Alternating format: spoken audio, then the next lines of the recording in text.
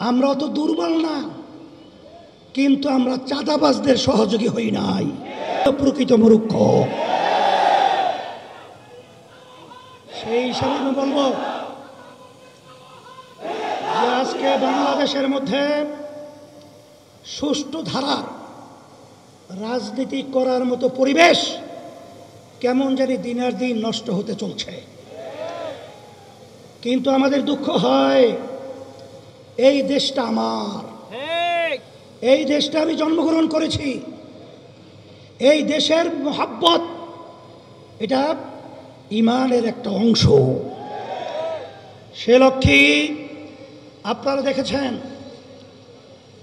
July 5ই August ইসলামী আন্দোলন বাংলাদেশ,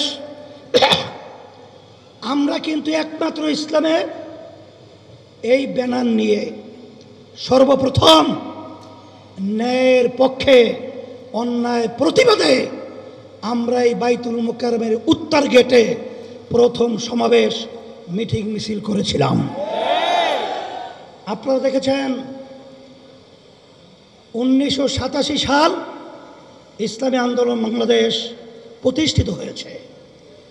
অদ্যাবধি পর্যন্ত আমাদের একটা এমপিও কিন্তু আমাদের দলীয় ব্যানারে সংসদে যায় নাই। এর অর্থ কি? আমরা অত দুর্বল না, কিন্তু আমরা চাঁদাবাজদের সহযোগী হই নাই, খুনিদের সহযোগিতা হই নাই, দেশের টাকা বিদেশে পাচারকারীদের সহযোগী ক্ষমতায় যাওয়ার সেরই আমরা হই নাই। সেই হিসাবে এখন 5ই আগস্টের পরে সুন্দর একটা দেশ গড়ার মতো পরিবেশ তৈরি হয়েছে। আমি যুবকদেরকে বলবো, তোমরা যদি আজকে ন্যায়ের পক্ষে অন্যায়ের প্রতিবাদে আওয়াজ তুলতে পারো, তাহলে আল্লাহর রহমতে, আল্লাহর খাস মেহেরবানিতে এই দেশ একটা সুন্দর দেশে পরিণত হবে ইনশাআল্লাহ।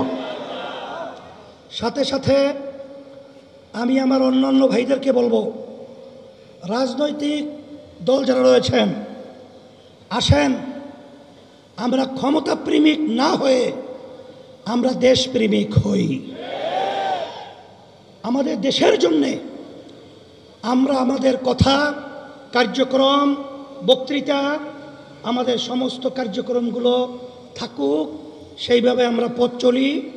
একে অপরের প্রতি আমরা ঘৃণা সৃষ্টি না করে আমরা দেশ গড়া, মানবতার কল্যাণে এবং ইসলামের কল্যাণে কাজ করি। তোমাদের সকলকে ধন্যবাদ। আমি দোয়া করি, দোয়া চাই, আল্লাহ আমাদের সবাইকে যেন ইসলাম দেশ, মানবতার কল্যাণে কাজ করার তৌফিক দান করেন। আর বিশেষ করে আমি প্রশাসন ভাইদেরকে বলবো, আপনারা নিরপেক্ষ থাকবেন।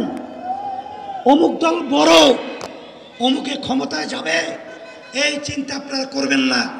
আপনারা সকলের ব্যাপারে আপনারা নিরপেক্ষ ভূমিকা পালন করবেন।